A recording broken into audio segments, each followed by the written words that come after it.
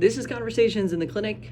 I'm Dr. Kelly, and I want to answer the common questions that I got this last week in the comment section and in messages on the Sit to Rise test. So I've been posting that test almost daily since the middle of December, and the comments and questions have a theme to them. Some people get really frustrated, some people are surprised, some get encouraged. Somebody called me an ableist. I had to go look up what that is. So today I want to unpack those reactions and talk about movement and aging and why tests like this matter. One of the most, in no particular order, people have said I've never been able to do that. I've never been able to sit cross-legged. My hips don't move like that. My knees don't move like that. That's okay. Everybody's different. Everybody's different. We're all told that when we're little, but every body is different, especially when it comes to hip socket and hip joint anatomy and mechanics. Your hip is a ball and socket joint, and everybody's is a little bit different. So being able to sit cross-legged isn't required to be healthy. That's not by a long shot. I do it that way because I've done it that way for 10 years.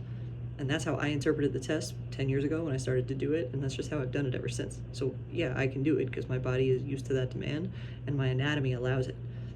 I have a long torso. I have different lever arms than people who are built differently, and that's okay. We just have to know your body. You have to know your body, and you should be smart about it. And if you haven't done a move like that in 15 years, please don't try to do it. You're gonna hurt yourself, okay? The real question is, like, does your body allow you to do the things that you want it to do and that are important to you and that matter to you? Because it doesn't matter to me. It shouldn't matter to me at all. It doesn't. It should matter to you and the people you care about. A lot of people find other strategies or find other ways around it and work to improve that mobility, which sometimes it can be improved and sometimes it can't because of how you're built. Another common thing is people say, well, I do it a different way. Right? I don't do it cross-legged. I can do it from a squat, or I can do it with one hand or one knee, or I roll over onto my knees, or whatever it is. First of all, awesome. One of the comments was like, do I have to do it with my legs crossed? First of all, you don't have to do it at all. You don't have to do it at all. Like I just said, if you haven't done that, something like that in ages, don't try. That's going to be dangerous to do and kind of dumb. So don't do it.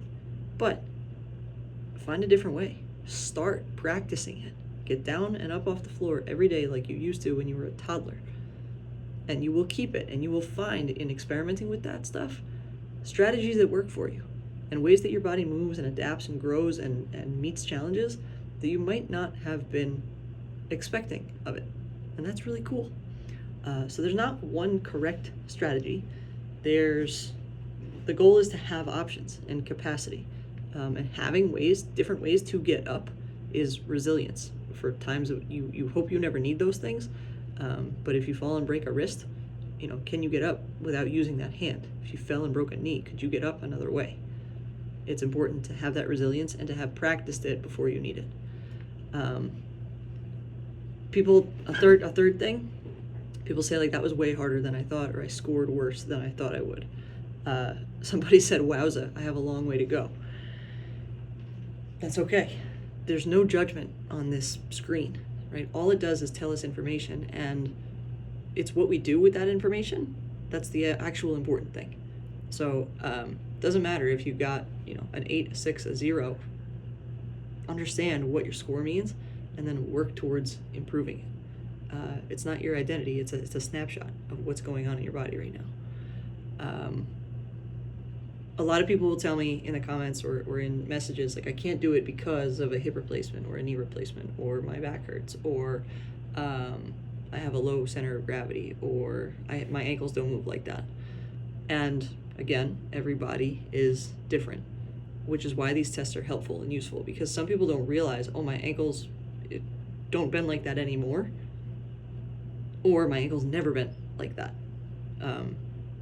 And the test really reveals, like, a bottleneck in things like your mobility, strength, balance, coordination, and confidence. So when you identify what's potentially limiting you, then you can train it and try to work to make it better. You can't solve a problem that you haven't identified. You can't fix something that you haven't diagnosed, right? It's the same thing when you go to the mechanic. You need to know what is going on with your car before they can attempt to try to fix it. Same thing happens with your body.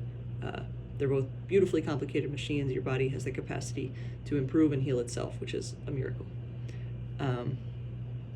And people have told me like my tone is patronizing and I'm so ableist. And like, these tests were developed because maintaining function matters. And yes, there are populations that this is inappropriate for. And there are populations that shouldn't even attempt this because it's dangerous. And that's why I end my post with like, please be smart and know your body and do the best you can to keep it strong and mobile for as long as you can. I'm a physical therapist. I work with kids, I work with grown-ups, I work with everybody in between, neurological disorders, orthopedic problems, all across the board. And like, that's why I'm starting to do this stuff. That's why I'm putting this stuff online, is because I'm learning that there are so many people who need, number one, accurate and complete information, and that's hard to give over the internet in short, clips of 8 to 10 seconds. And they really need somebody to help them understand what the heck is happening in their body, and like encouragement to just move. Anything counts. We live in a society right now that requires very little manual effort, and now with AI and all the robots and everything coming out, very little cognitive effort too. So we have built in things like gymnasiums and sports and workout classes so that we get that physical demand on us in some capacity. So that's it for today. I appreciate you. Thank you for spending your time, your energy, your attention with me. Keep moving and keep getting better every day.